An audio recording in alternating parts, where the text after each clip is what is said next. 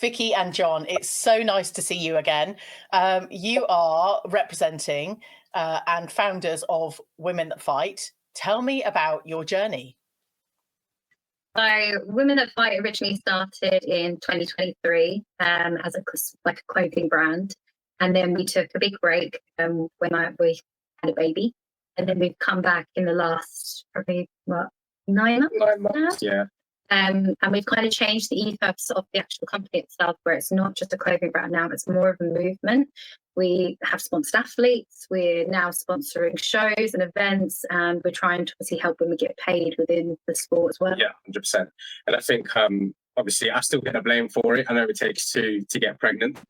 But a massive break from, obviously, Women That Fight, and then we came back and started sponsoring athletes straight away.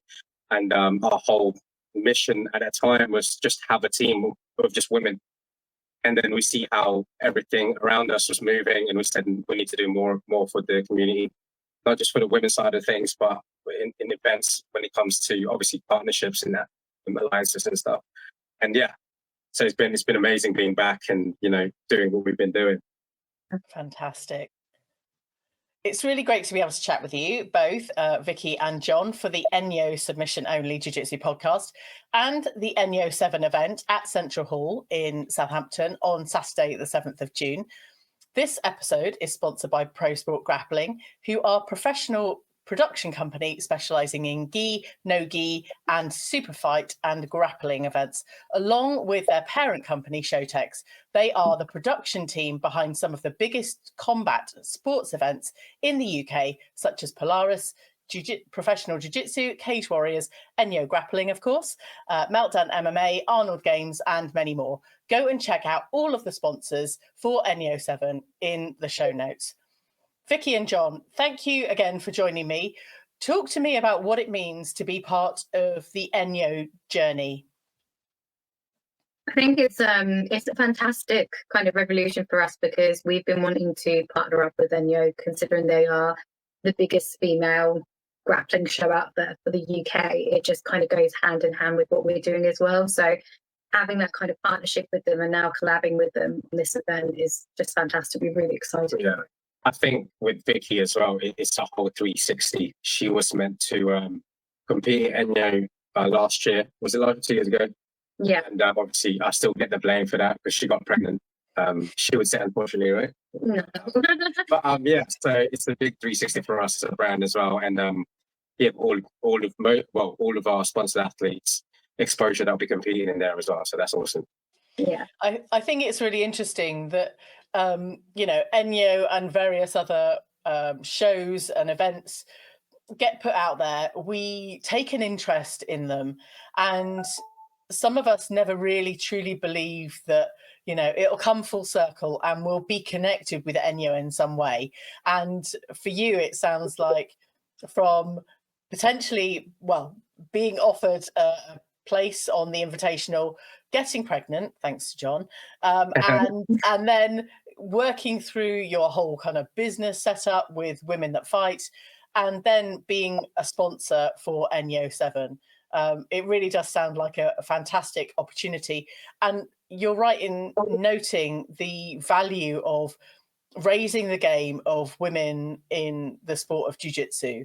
Talk to me a bit more about what the kind of female athletes and everyone you support for ENYO. I think with the female athletes that we're supporting with ENYO, we see them for what they are, and it's amazing that now that they have the opportunity to be able to showcase their talents and everything that they've been working so hard for on such a big platform as well. And it's not just a show, it's exposure. It's then opening doors into other avenues for them and them getting the eyes on them that they deserve. So us having our sponsored athletes being able to go on there as well and having that connection, we're really excited because we see potential in all of them. I mean, we see potential in so many people. If we could sponsor everyone, we would.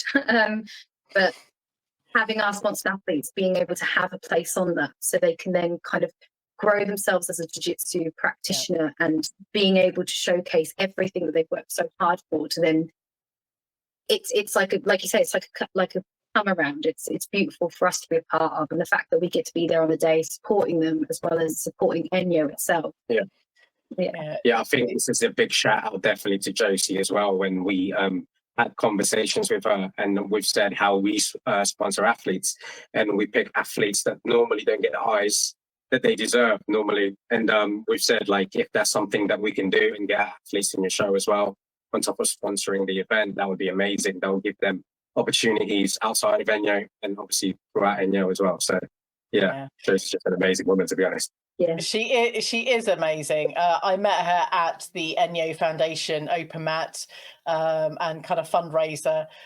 It was incredible to be able to chat with her, because I met her for the first time at ENYO 6 and chatted. I was still a very new, young, in inverted commas, white belt, and just to see the passion, the dedication, and the commitment to building a community. And that's one of the things that is really important about women and jiu-jitsu. It's not just the individuals, it's very much about the community.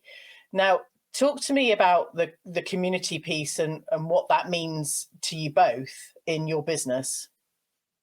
Yeah, so in terms of the community side of things, we've started an initiative called the WTF Initiative, which helps athletes that are not sponsored by Women at Fight to get paid in tournaments, in super fights, or whatever it may be. This is how we actually ended up speaking to Josie about the foundation, and we said, let's create something together in terms of things that we sell as a company. We put all of our profits towards the WTF Initiative and also the ENYO Foundation with the ENYO line that we have on our website. So everything that we sell, we put back into the community. So most of our profits go towards the sponsored athletes and what we can do for the community as well. So yeah. Amazing. Now, all of your products, we're talking about rash guards, we're talking about gis. Is there anything else? Yeah, there's hoodies, there's bags. Yeah, we've just kind of done a very proud moment, I suppose, for myself as well, is we've just kind of affected the spats, which we had quite a struggle with. I think a lot of companies do, just because there's so many things that could go wrong with spats, especially with all the different shapes and sizes of women. But we've actually managed to be able to perfect it now, where we are very proud of the product that we've brought out, and it's something that's very new on our website. And we've got a lot of great feedback from people that go to the gym and squatting in it, or yoga practitioners, BJJ practitioners, and they're all kind of raving about the fact that they are really comfortable and very durable and perfect. We also brought out the kids line and a unisex line, which is choking departments. So we have kids that fight line and we have the choking department line, which again, all of the profits go towards WTF Initiative and just helping women in the sport to compete and get paid. And we've spoke to other men as well that's come up to our stores like, look, if you wear the products, it's something that would help as well. If it's not, obviously we are predominantly women, but we are also giving a nod to our alliances out there, like men that helped us along the way. I'm talking like I'm a woman. Men that helped us along the way, but yeah. It's true. It's something that we wanted to do to pay homage to all of the men that are actually out there, that are supporting women, that are standing up for women's rights, standing up for women within their gym, speaking up when things need to be heard. So it's kind of a nod to them and also the alliance that they have. So we've got a lot of our sponsored athletes and their partners that train, and they are proudly representing the choker department together because they're like matching sets, and it looks beautiful for them to come together. Amazing. And you are right once again, this is not a solo journey. Whether we've got partners or husbands or sons or just anyone else in our community, coaches and just fellow training partners, this is a collaborative event. And I mean, not just ENYO, but a collaborative progress through the sport of jiu-jitsu, whether we're competitive or whether we are hobbyists. 100%. This is the ENYO Submission Only Jiu-Jitsu podcast with me, Lou Temlett, talking with all of the upcoming ENYO 7 competitors and sponsors. One of the things that would really help this show grow is by you subscribing on whichever platform you are listening or watching on. If you could do that for me right now, I would be forever grateful. And as always, go and check out the clips on YouTube and Instagram, also at ENYO Grappling. Today, I'm having a chat with Vicky and John from Women That Fight. So, talk to me about what logistics go behind sponsoring a show like ENYO and other events that you turn up to and support. What does it look like? Your day packing up kit and arriving at an event. Talk me through what happens. Yeah, so a lot of arguments in the mats. So in our garage we have mats, and yeah, when we pack everything, if there's arguments, like, okay, quick round, and then pack everything in. But Hold on. Is that between you and Vicky? Do you? Because I've seen you both sparring at various events, and it gets quite feisty, to be honest, Vicky. Yeah, she puts my head into the ground type thing. So, but yeah, no. Jokes aside, it is a lot of checklists to make sure everything. Yeah. Make sure we have everything as well. It's like Christmas list. Checking it twice. It can be very taxing, like mentally and physically, especially with everything that you have to remember. Yeah. So I think what we do is kind of on like a typical day where we're doing an event, we obviously wake up very early. We've got everything packed in the car the night before, but we do our checklists again to make sure that we have everything. We then hit the road. Yes. Yeah. I do. We then hit the road and you do the lovely driving to get to the events. And then we get there. It's more kind of then establishing what we want ourselves to kind of like how we want us to be viewed by everyone that's coming in, making sure that we have everything on show that we want to show, also making sure that we are delivering the message about the Women That Fight initiative, WTF Initiative, to make sure that information is getting out there so people can see it. It's communicating with everyone that comes to the store. It's making sure that they're happy with everything, that they're able to talk to us about sizing, everything, customization, all the things that we can do, what we are doing behind the scenes, and then kind of just having a great day. I mean, I think we've ended up sponsoring athletes through events like this. Speaking to them and hearing their journeys and stuff, and we've sponsored athletes that don't even compete at the time, and then it's like helping them out throughout that journey as well, because as competitors ourselves, we knew how hard it was to just have that initial step to compete, and like anxiety. I mean, we were both different type of competitors. She was anxious. I was sleeping in the corner. And, but yeah, it's one of those things that like everyone's different. So we try to help them, get the exposure at the same time, have that courage to kind of, get on the mats. I would absolutely vouch for you being friendly and open when I've seen you at events. And often I kind of turn up on my own and I don't really know anyone else. But seeing a friendly, smiling face, often when you're at events, you see stall holders and kind of, product lines, and you're never really sure whether to approach, how to kind of look without feeling like you're in a sales situation. But actually being able to see all the products and just chat is almost, Vicky and John, I will say, a lifeline for those that might be at events competing. They might be feeling quite nervous, but just seeing your friendly, smiley faces and just being welcome to chat. And I just want to thank you, Vicky, as an aside, for filming one of my competition matches because I had nobody else there, and I really did value it felt like you were part of my family. It was really a fantastic thing, and you made me feel very comfortable in that whole space. But it's amazing. Talk me through some of the designs you've currently got that people can expect to see at ENYO 7. So we have all of our basic designs, which we've kept from the first time that we started doing WTF. They are kind of the hearty favourites out there. We've obviously kind of branched into more pattern designs as well as kind of motifs on them, because this is something that some people want kind of bold writing, other people want a picture. It really depends. So we've tried to make something which is for everyone.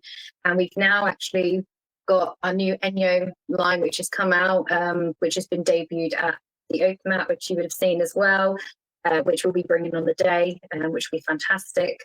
and we actually have a new designs that are coming out specifically as well. Yeah. I mean, the designs, I think as a clothing brand, it's hard to kind of have that repeat value when you have a very good quality of rash guards. So you have to continuously create lines. I mean, we even had like an anime line, which is completely niche to the community as well. And, you know, I think, like we said, in terms of repeat value in buying rash guards, there's only so many basic you could buy. There's so many, you know, so we continuously create new lines. It's probably one of the biggest stresses. We're both quite graphically designers, like designing everything together. So she'll have a little piece of her and then I'll do my bit and, you know, we'll put them together. So yeah, I think when it comes to lines and stuff, it is important. I think as a clothing brand to continuously have variety and we ask our community as well, the Jiu-Jitsu community, what they want to see next. And they give us ideas. You know, we've recently collaborated with a gym up in Oslo.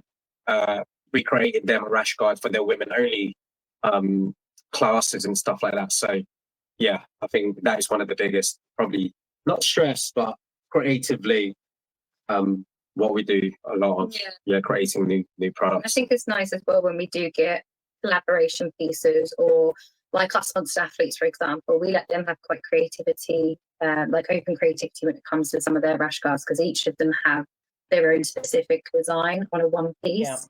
And it was nice to kind of have their input and speak to them about what kind of things they would like, because then we get an idea and a feel for all the different types of, like, what women would like, all the different types of women, because all of our sponsored athletes are all completely different. We have a girly girl, we have a tomboy, we have someone who's very active, we have someone who's a mum. So it's someone that's completely against pink, you know. And exactly. And I'm going to shout out one of our athletes here, Molly. She's created a line with us that's going to be coming out soon, and it's for mothers and fighters alike. So that's one of the things that we value as well when we've sponsored athletes. We've always said, look, we're going to give you creative jump on anything as well if you wanted to try certain things, because at the end of a sponsorship you never know what you do. You never know if you're going to have your own clothing brand, and you know, we've given them all of the tools that they could get. And I think creatively they're very, very good as well. So it sounds like you're giving so many women in the sport, especially the ones that you sponsor, the opportunity to have their own style, because we all fight in very different ways, and being able to reflect that in the things that we wear. My collection of rash guards is growing. Little did I know when I was a white belt that I would have a number of rash guards, but now it's joyous. I'm always wanting to wear the Christmas one in the middle of summer, but that's another story. I might get thrown off the mats. I might or get subbed more than I should do. What really does ENYO mean to you in a few words? I think for me personally, it's like an equal opportunity, but at the same time, amazing exposure for women. I mean, there are shows everywhere, and they do mainly showcase men matches, and then obviously they do have the women matches on there. And you can see the kind of the ethos growing with all of these events that are starting, like all these super fights that are now coming out, all the ones that have been going on for a long time. They're having more women cards on there, which is huge, and it is amazing to see it growing. But ENYO being the first and only competition which is purely for women and giving them that stage that they deserve, it's really heartfelt for me, because I felt like I didn't have that. And then when I finally got to see that there was something like that within Jiu-Jitsu, it was just incredible, and it's inspiring, and it does make you feel empowered as a woman. So I think for me, I didn't really see it before until I was part of it. ENYO is definitely one of the biggest, if not the biggest, women-only tournament, and it gives women exposure, empowerment, and everything like that. I mean, as a brand, we've said no to events that only had a couple of women in the cards. So how are we going to sponsor an event as a women-only brand? Then you have 2, 3, and now it's changing. A lot of them has come up with to us and said, "This is how many women we're going to have." It's like, okay, we can sponsor that. We can help grow that as well. We've done matchmaking to make sure there's a lot of women out there. But when it comes to ENYO, definitely, I think it's empowerment, it's exposure, it's everything. I think, especially coming from blue belt, I think that's the hardest belt to kind of get out of and get exposure from. So there's a lot of blue belts out there. So it's very, I think it's amazing what Josie and ENYO does. So yeah. Absolutely. And I just want to thank you both for coming on the show. I'm really looking forward to seeing you at the ENYO 7 event. If you haven't got your tickets already, go and check out ENYO Grappling. Go and follow the links, book your ticket. We would all love to see you there. Thank you, Vicky and John. I will see you on the 7th of June. Can I just want to say one thing as well, just before we leave? Yeah. Speaking of tickets, we're also going to be giving away tickets for ENYO. Anyone that buys an ENYO rash guard, but the profits go towards ENYO as well. And we're going to be giving away tickets for that as well. Yeah, we have 2 tickets up for grabs, and we'll be doing a raffle at the end of next week. So once you've purchased one of the ENYO rash guards, you'll be put into that raffle, and then we'll be announcing. We'll see you there as well, yeah. Oh, thank you for having us. You are very welcome. See you very soon. I hope you enjoyed this episode. Thank you for telling your friends about this show. And as soon as this episode ends, I'd really appreciate you dropping the show a rating and a review. And remember, once again, you can go and buy tickets for the ENYO 7 event at ENYO Grappling, or of course on Women That Fight.